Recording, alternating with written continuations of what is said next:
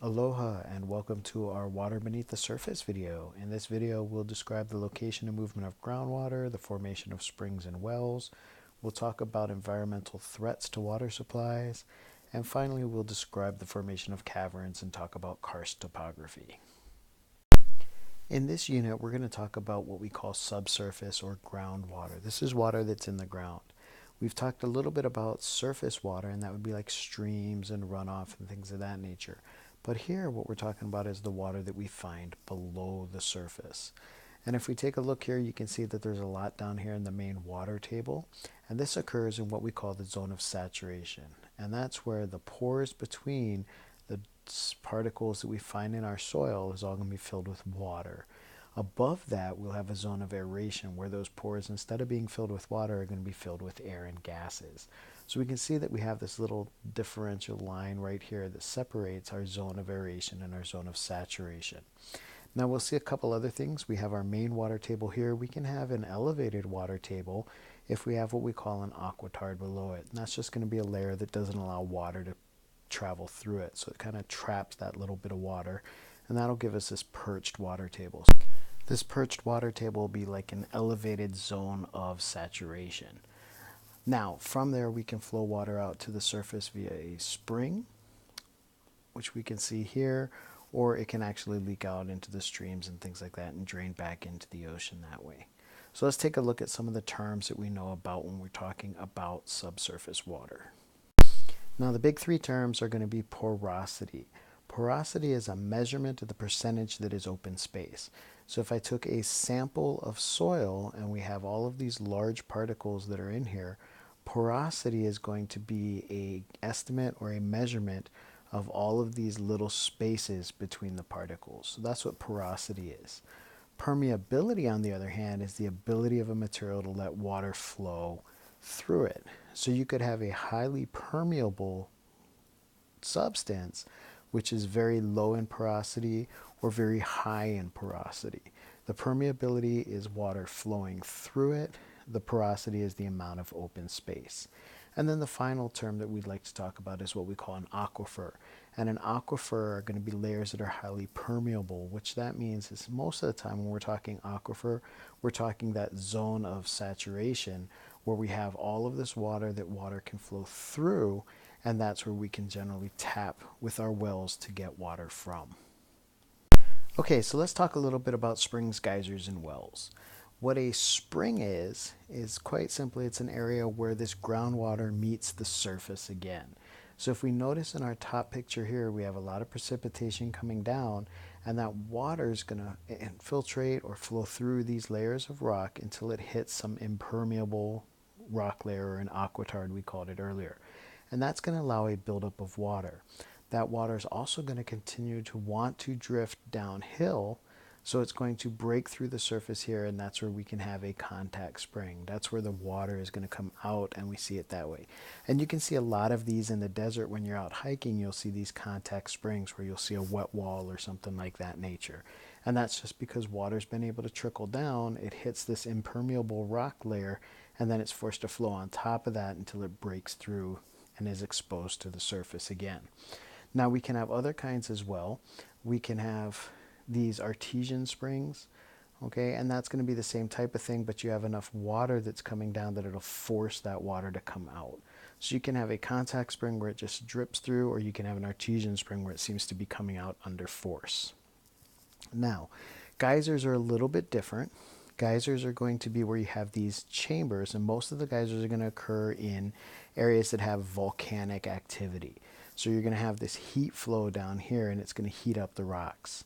And what happens is you're going to have water that's going to flow into these chambers here, and as it flows into these chambers, it's hot enough, it's going to cause it to start to boil. You're going to have other water flow in on top of it, and when you generate enough steam down here in the lower chambers, that steam's going to want to escape, and as it does so, it forces that water out of the geyser here. And you can see some pictures of this, or you could go on YouTube and find another video of like Old Faithful, which is a real famous geyser, and that's what we're talking about, is these chambers that build up pressure, and then they'll shoot out this water. And once that happens, you have more water that'll trickle into the chambers, and they repeat this cycle over and over again. And then finally, we have this concept of wells. And you can see them down here.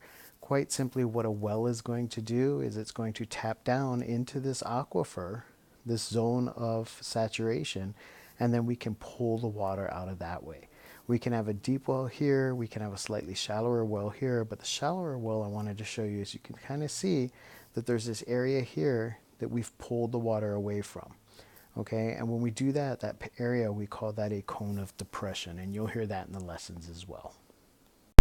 Now, there are a couple threats on our groundwater.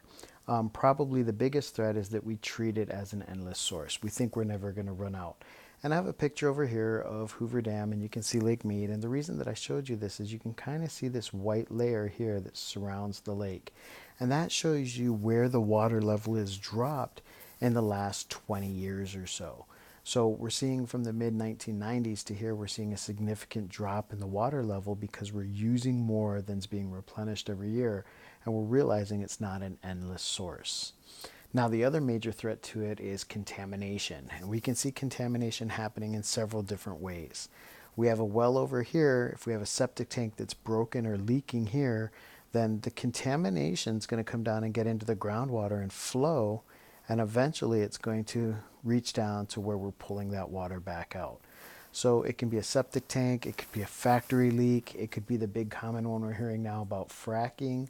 But what we're doing is we're contaminating the groundwater. It's going to find its way into the aquifers, and then that's going to contaminate the water supply for us. So we have to take care of the groundwater because, like we said with the aquifer so many times, this is how we get our water to drink. Now, one of the most impressive geologic formations from groundwater is going to be these caverns. And you can see a picture of them over here, just these incredible underground caves that are like just a different world altogether. And the way they form is we'll see that we have water that's coming down, and that water will get into generally what we call limestone areas here. And those minerals that form the limestone are going to be soluble in water. So as that water is flowing through it, it's going to take away those minerals, and it's going to create these large empty pockets, which ultimately we'll call these caverns here. So you can see how they're formed just from the water going through and dissolving away the rock and taking it with it. Now, within the caverns, we'll see a couple different things. You'll see that we have stalactites. Now, the C in stalactite tells us that it grows on the ceiling, so these are the ones that are hanging. And then we have stalagmites. The G stands for ground, and that's going to be where it's building up from.